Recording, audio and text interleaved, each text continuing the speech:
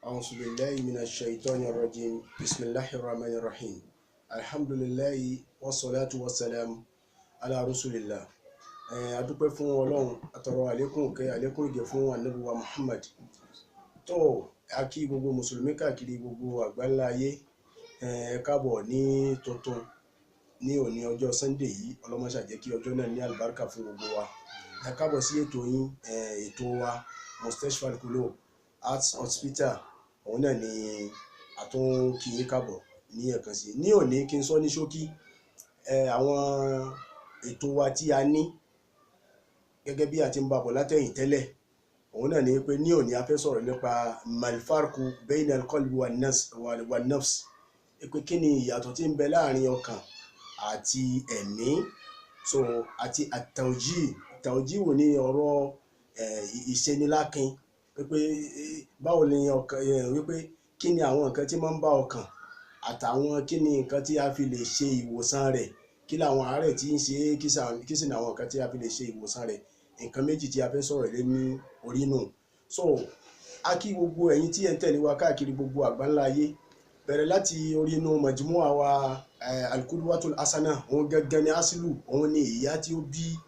bí púrógámù yìí, òun ni ìyá rẹ̀. Kọ́lọ́mọṣà bá san ustaz wa Adam alifa ńlá, kọ́lọ́mọṣà bá san wọ́n ní ẹ̀san olóore. A fi àwọn afẹ́kí gbogbo àtàǹbẹ̀ nínú majmu'a Qudwatul Hasana. A wọ̀ sí kí àwọn bírọ́dà wa afa Ali Igboho, ẹkú gbogbo gbà, Ọlọ́run bá san yín lẹ́san rẹ̀. Alhaji Abdulsalam Airport akíyín, àti àtúnwá kí àwọn ustaz wa, ọlọ́mọṣà bá dúró tì wọ́n, àfa wa ní gbogbo ọ̀nà ni wọ́n ṣe. Àwọn náà ni ustaz wa Tajudeen Ọ̀ṣọ́ nílọrin, ọlọ́mọṣà bá dúró tì wọ́n. A wá fi àwọn mẹ́tẹ̀ẹ̀ta yìí a fi kí gbogbo ẹ̀yin tí ẹ̀ ń tẹ̀lé wa. Màmá wa láti London akíyín, Alhaja wa Rọ̀fíà akíyín o. A sì kí àbúrọ́dá wa Olùwà Taofik akí ẹ̀yin náà, ẹ kú tẹ̀lé wa, Ọlọ́run bá dúró tì wá. Ní tó jẹ́ kí á kí wọn ní pé wọ́n ṣe àwọn ìṣára kan pé ẹ fi lé ìkan ẹyọ ilé ìkú ń bẹ̀. Wọ́n fi hàn pé wọ́n tẹ̀lé wa, ọlọ́mọṣà bá dúró tì wá. Àti gbogbo ẹni tó ṣe pé a lè kí tabalẹ́ máa kí gbogbo èèyàn, àwùlẹ̀ bàsìkò tí a ní afẹ́ máa ṣọ́ afẹ́ abásìkò náà jẹ́ ni. Tó àlejò wa tí a ní ní òní, àwọn náà ni ustaz wa tí ẹ ti mọ̀ ní, ustaz wa àgbà ni, ọlọ́mọṣà bá dúró tì wọ́n. Abul Mubashira ustaz wa Ibrahim alladhi wafa, ọlọ́mọṣà bá dúró tì yín. Ìjẹ́ ní sálámà sí gbogbo ilé gẹ́gẹ́ bí àṣà wa. Assalamu alaikum wa rahmatullahi ta'ala wa barakatuhu. Wa alaikum assalam wa rahmatullahi wa barakatuhu. Tó ní ànígbà àsìkò gùn, ǹjẹ́ nǹkan àkọ́kọ́ tí àkọ́kọ́ mú òun náà ni pé a fẹ́ sọ̀rọ̀ nípa pé kí ni ìyàtọ̀ tí ń bẹ láàrin ọkàn àti ẹ̀mí, an-nafsu, mal-farqu bayna an-nafsi wal-qalbi. Náà, bismillah. Alhamdulillahi rabbil alamin, wal aqibatu lil muttaqin, wala udwana illa ala adh-dhalimin. Wassalatu wassalamu ala nabiyil amin wa alihi wa sahbihi wa tabi'ina lahum bi ihsan ila yawmiddin. Amma ba'd. Adúpẹ́ fún Ọlọ́run, ayé Ànábì wa Muhammad,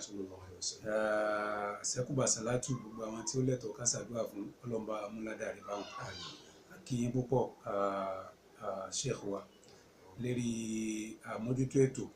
àti dídarí ẹ̀, Ọlọ́run bá san yín lẹ́san rẹ̀. Àwọn Sheikh wa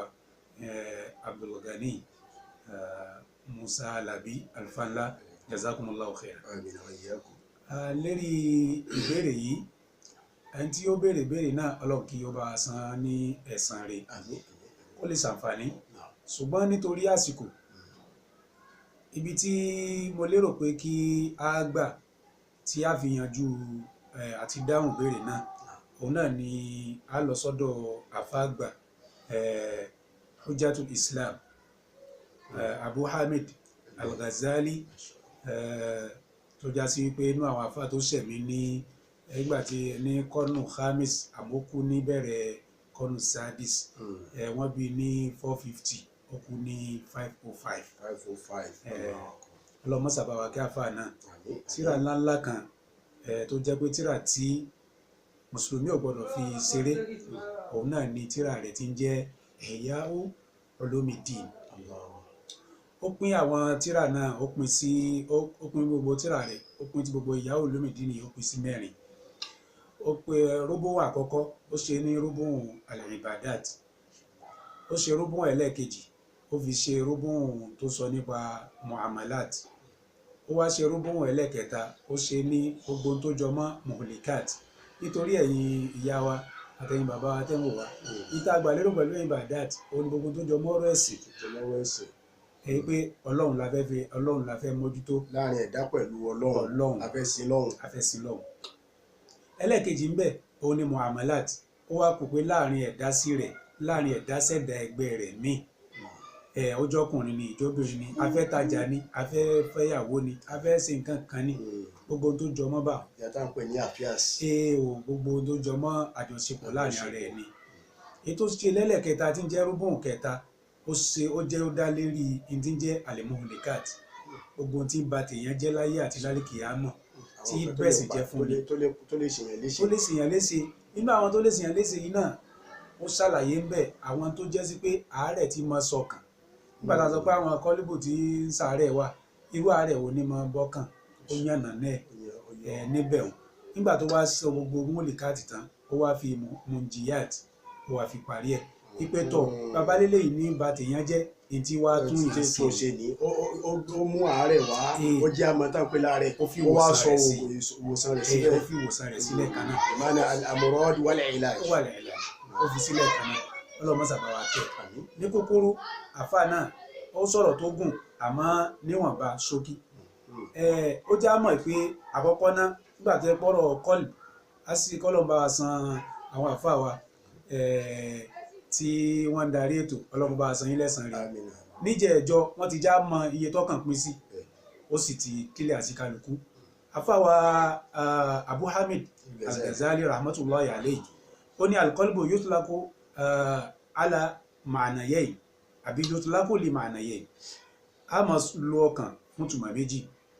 ìtumọ̀ aláwọ̀kọ́ ni alhamul ma'ruf alladhi yadukhu dam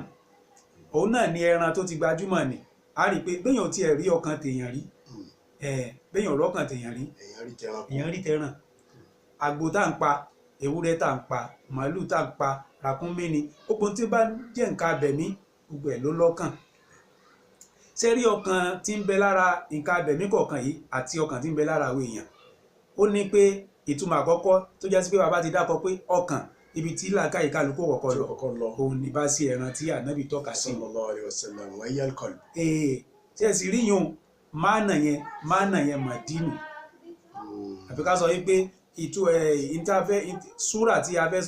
tí a mójútó tá a gbọ́yé ń bẹ̀ yẹn súrà tún màdíyà nìyẹn. súrà tó jẹ́ pé ó lọ mẹ́sìn ó lọ mọ́ pé ọlọ́run pa wá láti ẹbí ká ṣe nǹkan báyìí ká ṣe nǹkan báyìí súrà tún mànàwíyà òun wá ló ṣe pàtàkì jù tó já sí pé ṣẹ́rí súrà tó jẹ́ mọ̀díyà ọkàn lè lálàáfíà kó gbé lọ sọ́sibítù kó gbé lọ sọ́dọ̀ àwọn dókítà kí wọ́n yẹ̀ wò pé ọkàn rẹ̀ wà òkè ń pàṣẹ ẹ̀jẹ̀ bó ti yẹ kó pàṣẹ rẹ̀ ó wà òkè lóòótọ́ àmọ́ títọ́ tọ́lọ́hun ò bá ti ráyè nu ọkàn yẹn ò wà òkè. ó fi hàn pé òun ni mànàwíyà tẹ̀wé òun ni mànàwíyà yẹn. màdí ni kó gbé lọ sọ́sibítù kí wọ́n wo tó ń ṣe kí wọ́n fọ ẹ̀ físíkálì kan fọ ẹ̀jẹ̀ rẹ̀ kan sì fọwọ́ kó ṣe kó lálàáfíà. ó wà òkè. àmọ́ mànàwí spiritually nìyẹn ó sick tá a lè rí. ọkàn yẹn ò lálàáfíà ìtumọ̀ àkọ́kọ́ nìyẹn. ẹlẹ́ẹ̀kejì ó ní huwa latifatun rabbaniyya ruhaniyya laha ta'alluqun bihadha al-qalb al-jismani. ó wá ní ìtumọ̀ ẹlẹ́ẹ̀kejì òun náà ní pé òun ni tí ò ṣe fojú rí tó jẹ́ sí pé látọ̀dọ̀ ọlọ́run ní ti wá ní tó wẹ́ ni tí ò ṣe rí ẹ̀mí ní bá ṣiṣẹ́ àmọ́ níbàṣe pẹ̀lú ọkàn tá a wí yìí tá a sọ yìí pé tó bá ti lálàáfíà tẹ́jẹ̀ wà òkè tí ń pàṣẹ ẹ̀jẹ̀ bó ti yẹ kó pàṣẹ rẹ̀ àmọ́ nípa tọlọ́hun kò sọ́lọ́hun nínú ọkàn yẹn sọ ọkàn tó lálàáfíà ọkàn tó rẹ̀ ni. látara báyìí àfáàwà Abu Hamid Al-Ghazali ó ní gbogbo èèyàn kọ́ ló mọ àlákọ̀ tí ń bẹ láàrin ìtumọ̀ méjèèjì yìí nítorí pé ìmọ̀ tí a ń sọ ń pa rẹ̀ yìí min ulumil mukashafa àmọ́ tó jẹ́ sí pé ọlọ́run ní mọ sípayá rẹ̀ ní fi hàn yàn ni kéèyàn gba ti gbogbo tí ń jó yàyè yìí kéèyàn gbà lérí onímọ̀ ìṣègùn èbó yìí kò sí tó lè sọ nípa mukashafa kò sí tí ó sọ yìí pé nínú ọkàn yìí ó ìmọ́lẹ̀ bẹ́ kéré. ó fi hàn yín pé ọlọ́run ọba ní máa ń nà wàrà ọkàn àwọn èèyàn pẹ̀lú ẹ̀. ní máa ń fi ìmọ́lẹ̀ síbẹ̀ allati tufidu ma'aha al-hawas al-ma'rufa ṣẹ́rí in tó gbajúmọ̀ bàbá wa in tó gbajúmọ̀ ní pé a máa sọ nípa al-hawasu al-khams a máa sọ̀rọ̀ pa a máa sọ̀rọ̀ ọwọ́ a máa sọ̀rọ̀ àwọn, a máa sọ̀rọ̀ imú, a máa sọ̀rọ̀ etí, a máa sọ̀rọ̀ ojú. ṣe ráwọn márààrún yìí àwọn kankan wà wọ́n ní ìròmí tí ń jó wọ́n ló nílù rẹ̀ ń bẹ ní ìsàlẹ̀ odò tí ń lu ìlú fún ṣẹ́rí márààrún títà yìí tó gbajúmọ̀ yìí mẹ́rin tinú 5 sense organs àwọn nǹkan márùn-ún tí a máa fi sense nǹkan yẹn mẹ́rin tinú yìí tí ń ṣe alqalbu anafsu alakilu àti aruh mẹ́rẹ̀ẹ̀rin yìí òun ni ó pèsè fún márààrún títà tí mẹ́rẹ̀ẹ̀rin tinú yẹn tó bá ti lálàáfíà márààrún títà yóò wà òkè ní tó yẹ kéèyàn fọwọ́ sí lèyàn fọwọ́ sí ní tó yẹ kéèyàn fojú rí lèyàn fojú rí ní tó yẹ kéèyàn fetí gbọ́ lèyàn fetí gbọ́ ní ṣókí ní tí ó sọ nípa kọ́líbù nìyẹn a ti rí ọ̀rọ̀ nípa kọ́líbù nípa títí nafsu ó já mọ̀ bẹ́ẹ̀ náà pé ó fẹ́ gbogbo wọ̀nyí tí ẹ wí tàrífù tẹ wí nípa kọ́líbù ni àti iṣẹ́ rẹ̀ àti ìwòsàn rẹ̀ nípa ti nafsu ó já mọ̀ yìí pé nafsu ìtumọ̀ tó pọ̀ ló ní àmọ́ mú méjì ń bẹ náà ó gbìyànjú láti máa mú ìtumọ̀ méjì fún ìkọ̀ọ̀kan nú àwọn 4 sense organs tí a sọ tí ń bẹ nínú yìí ó mú méjì fún àmúgbà tó yẹ pé èyí tó kàn wá tá a fẹ́ sọ pẹ̀lú ní ó ní kọ́lbù àti nafsu ó fún nafsu náà ó fún nítumọ̀ méjì ìtumọ̀ àkọ́kọ́ ó ní an yurada bihi al-ma'na al-jami' li quwwati al-ghadabi wash-shahwa fil insan aláwọ̀kọ́ túbọ̀ rẹ̀ ní pé ká máa lò fún ìtumọ̀ tó já sí pé ó kó gbogbo tí ń jẹ́ adùn àti ìbínú gbogbo tí ń jẹ́ pé kéèyàn ní kéta ni kéèyàn ní kíníkíní ọmọlàkejì ní gbogbo tí ò sáà dáa náfùsù yẹn ó ní ìtumọ̀ àkọ́kọ́ nìyẹn tá bá ti náfùsù ó já sí pé lọ́dọ̀ wa àgbà yìí pé rúhù ńkọ́ òní máa pe àpèkọ èrè fún yàn náfùsù òní máa pe àpèkọ inna an-nafsa la'ammaratun bis-su' illa ma rahima rabbi. nítorí báyìí ó ní pé ìtumọ̀ àkọ́kọ́ nìyẹn so ó wá sọ wípé ṣé wá rí ìtumọ̀ ilé ìta sọ yìí àwọn tí wọ́n mójútó jù irú náfùsù tá a bá túmọ̀ bá ti tù yìí wípé ó mójútó rí òròyòrò kó sà fẹ́ràn sìná kó fẹ́ràn irọ́ pípa kó fẹ́ràn olè jíjà kó fẹ́ràn kéèyàn sáà máa ojúbọ kó ní nǹkan kí nǹkan oní nǹkan ó jẹ́ téèyàn kéèyàn sì máa lékè gbogbo nǹkan àwọn tí ń tírìtì yùn ó ní àwọn Sufi ní mójútó ó ní yàtọ̀ mú alùtàsọ́wọ́ bí àdàlù màánà. ok wọn la iṣẹ́ àwọn ní tàsọ́wọ́ fún yẹn. nàbí wọn ti tẹ́sí kíyàtò nafs ẹni pé lọ́dọ̀ àwọn bàbá wa ó jẹ́ pé àwọn tí ń sọ̀rọ̀ Sufi sọkúsọ Ọlọ́run ni ò tí ì fi yé wọn ìtàsí tọrọ náà ni pé téèyàn ó bù téèyàn sọ pé ọ̀dà èèyàn máa ń wádìí ẹ̀ ní pé bó ló ti rí gan-an. ok èèyàn kan wádìí ok ntẹ́ ẹ jẹ́ fẹ́ ká mọ̀ ní pé ó fi hàn pé wọ́n wádìí tàsọ́wọ́ fún wọn. wọ́n wádìí ẹ̀ wọ́n kàn sáà rí wọ́n rí súrà àwọn tí ń ṣèṣekúṣe àwọn tí ń ṣe rádaràda ni wọ́n bá fi gbé ó kọlé Sufi àti àwọn tí tàsọ́wùfù àtàwọn tí ń ṣe náà bá gbókọ fún pé kì í ṣe tọ́ da. ọ̀dà ní àárín yẹn mo fẹ́ kí àwa tí à ń wo fídíò yìí kí a gbọ́ ṣẹ́gbọ́n tí àwọn stars wa sọ ọlọ́mọṣàbà san ilé ẹ̀sán rí ọ̀rọ̀ tẹ́sán yẹn inú mi dùn púpọ̀ ó fẹ́ pé Sufi tàsọ́wùfù kò ṣe pé ó burú kájẹ̀ mọ́ sọ pé tàsọ́wùfù gbogbo kan náà ló máa ní ìjàbíyàt àti sẹ̀bíyàt positive and negative àwa nítorí pé a rí nǹkan tí ọ̀dà ń bẹ̀ ká wá da gbogbo ẹ̀ nù nítorí ó dà pé tí mo gbọ́ yé inú ọ̀rọ̀ nínú tí màá sì gbọ́ yé. bẹ́ẹ̀ ni èyí ó yọ èyí tí ò dáa kú a yọ kú bẹ́ẹ̀ èyí tó wá dáa a mú ìsọ́ọ̀fù ó dá gbogbo ibi gbogbo nǹkan ìsọ́ọ̀fù yìí ni gbogbo àwọn tí wọ́n jẹ́ àlùsùnà òdodo ìsọ́ọ̀fù yìí ni wọ́n ṣe wọ́n ṣàlàyé pé tí ń jẹ́ tàsọ́ọ̀fù òdodo ni àmẹ́lẹ̀ yìí ò rádaràdà wọ́n ti dẹ̀kìl wọ́n ti bọ̀ ni. bẹ́ẹ̀ ni mánà ẹlẹ́ẹ̀kejì òun náà ni al-latifa allati dhakarnaha Imam Ghazali padà síbi pé ìtumọ̀ ẹlẹ́ẹ̀kejì tí ń bẹ fún nafsu òun náà ni ìmísí Ọlọ́run tí máa wá látọ̀dọ̀ ara rẹ̀ tó já sí pé òun lèèyàn máa fi kọlu àwọn nǹkan burúkú tẹ́mi ó máa pe àpẹ̀kọ fún rẹ̀ a sì rí i pé nínú èdè Yorùbá wa náà a rí i pé méjèèjì yàtọ̀ síra wọn a sọ pé al-qalbu ọkàn a ní an-nafsu ẹ̀mí nígbà tọ́rọ̀ wá rí báyìí ní ṣókí bí ó ṣe mọ̀ nìyẹn kọ́líbù ó ní ààyè rẹ̀ lọ́tọ̀ nafsu náà ó sì ní ààyè rẹ̀ lọ́tọ̀ tó ọlọ́mọṣàbà wa san yín ní ẹ̀san rẹ̀ mo rò pé àwa táwọn wo fídíò yìí àti àwa tí a béèrè àti rí ohun tí ó bomi sí wa lẹ́mìí nínú ìbéèrè wa nínú gbogbo ọ̀rọ̀ tí àwọn sáàsù sọ yìí mo gbọ́ yé látara orin kan tí àfa àgbà kan nínú àwọn muasir ashair muasir àwọn akọrin ìgbà sí wọn jẹ́ Fordil Asfar ìjọba Palestine kọ́ ni tiẹ̀ ní ó ní la yanfa'u thawbun nadhifu lidhinatin in kana qalbu limari ghayra nadhifi. Ó ní la yanfa'u thawbun nadhifu ká wọ aṣọ tó mọ́ ká ti wọ̀ bẹ́yìn ti wọ̀ yìí la yanfa'u kò ṣàǹfààní nka lidhinatin nítorí ẹ̀ṣọ́ tí wọ́n kó bá wọn kó ṣe sí wọ́n ṣe séjì wọ́n ṣe gbogbo ẹ̀ àfọ̀ ọmọ wọn a tó fi pẹ̀fúmù sí nka náà kọ́ nípò lùmọ́rí ghayra nadhifi tọ́kàn ọmọ èèyàn bá mọ́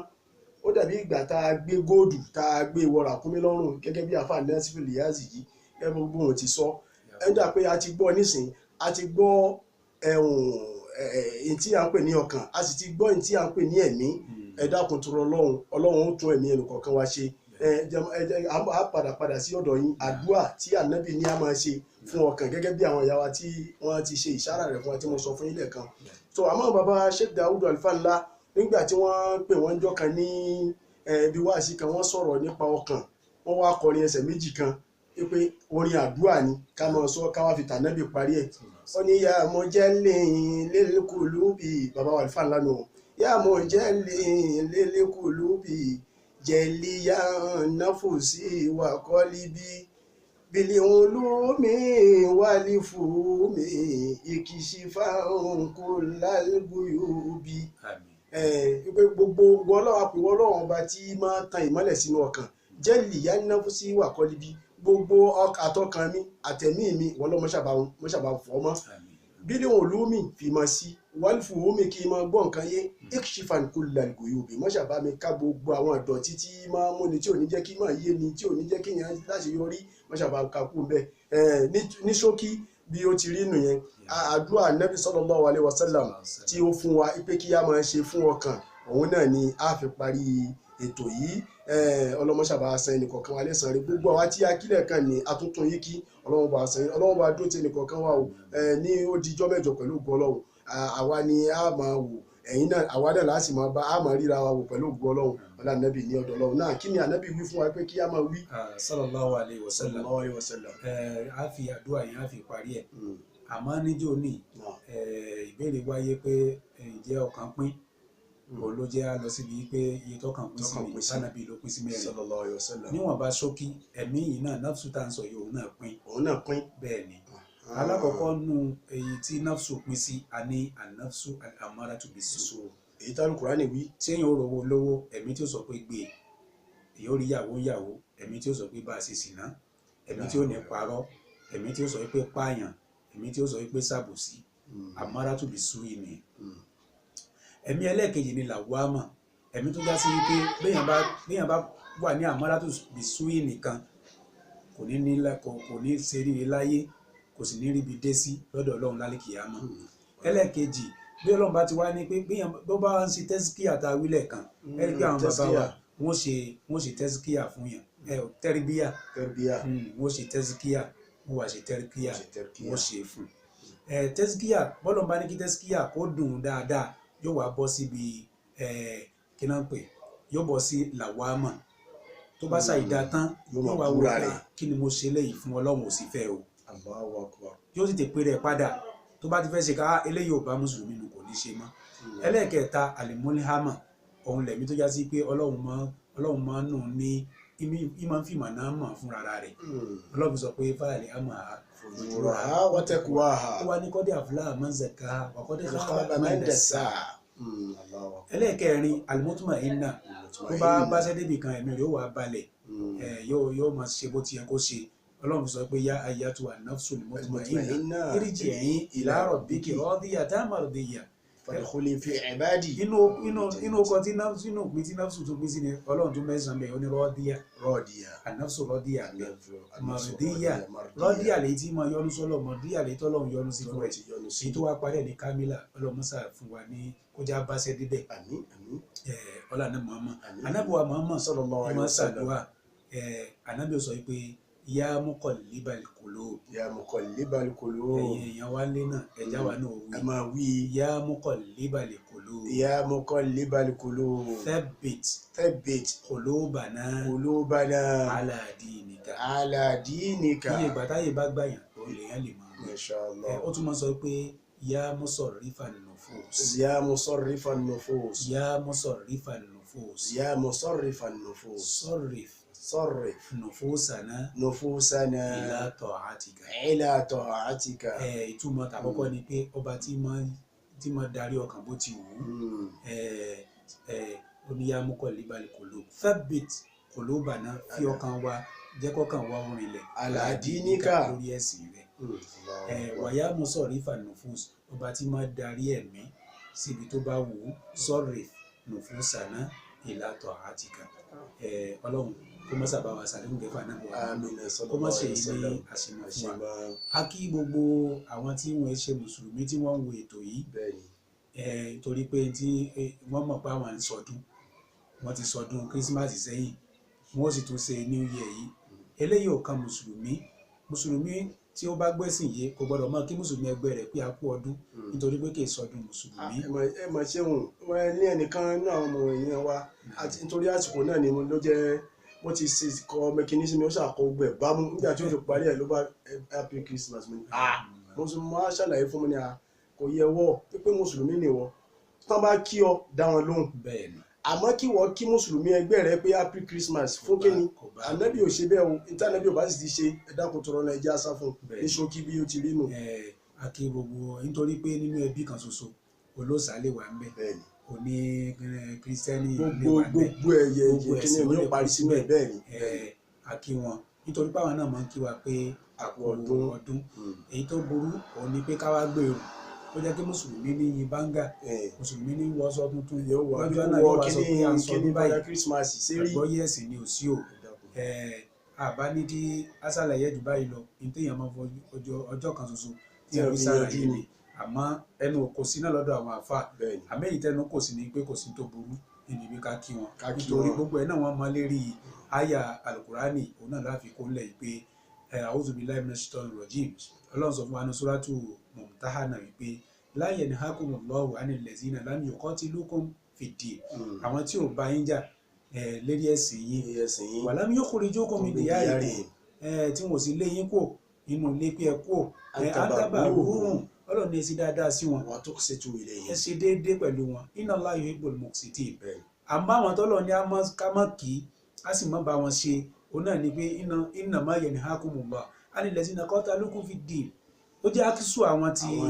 tọ̀hún ní kúkúrú nítorí báyìí gbogbo àwọn tí wọ́n bá ń kí wa iléèwé tó pọ̀lọpọ̀ ọmọ mùsùlùmí lọ kìrìsìtẹ́nì ló ní ìgbé iléeṣẹ́ tó pọ̀lọpọ̀ mùsùlùmí ti ń ṣiṣẹ́ kìrìsìtẹ́nì ló ní ọ̀pọ̀lọpọ̀ bẹ́ẹ̀ nígbà tá a bá ní kọ́ ọmọ sí ó mọ̀kọ́ ọ̀gá rẹ̀ a sì nílé iṣẹ́ mi tá a dákalẹ̀ fún pé kó ti máa ṣiṣẹ́ ṣẹ̀wọ̀n pa bá tiẹ̀ jẹ́nu bàbá lè kó òǹbíṣẹ́ yìí kò síbòmí tí a fẹ́ fi bọ́ àti gbogbo kìrìsìtẹ́nì àgbáyé ìpè wọn kú ọdún wọn o wọn kú ọdún wọn o ọlọ́run bá wa fìmọ́lẹ̀ sínú ọkàn wọn yóò kò sì ní fìdọ̀tí sínú ọkàn tiwa náà bí yóò ṣe mọ̀ nìyẹn ọlọ́run kí ó má ṣàjẹ́ kí a ṣe pẹ́ mùsẹ́sífà nìkolo ìyá kùnú. tọ bí ó ti rí náà nù á sọ di gbogbo yòókù di ọ̀sẹ̀ tó ń bọ̀ pẹ̀lú ògo ọlọ́run ok ọ̀dà ọdún tí ń bọ̀ pẹ̀lú ògo ọlọ́run ọdún náà bó ti mọ̀ yìí ọlọ́run jù bá wa láyé ọlọ́run ṣàjẹ́ kí ó bá wa láyé nínú àlàáfíà nínú fàyàbalẹ̀ ọlọ́nàbí lọ́dọ̀ ọlọ́run fa anzalallahu sakinatahu ala rasulihi inú suratul Fatih والذين في قلوب المؤمنين ليزدادوا إيمانا مع إيمانهم سبحان ربك رب العزة عما يصفون وسلام على المرسلين والحمد لله رب العالمين.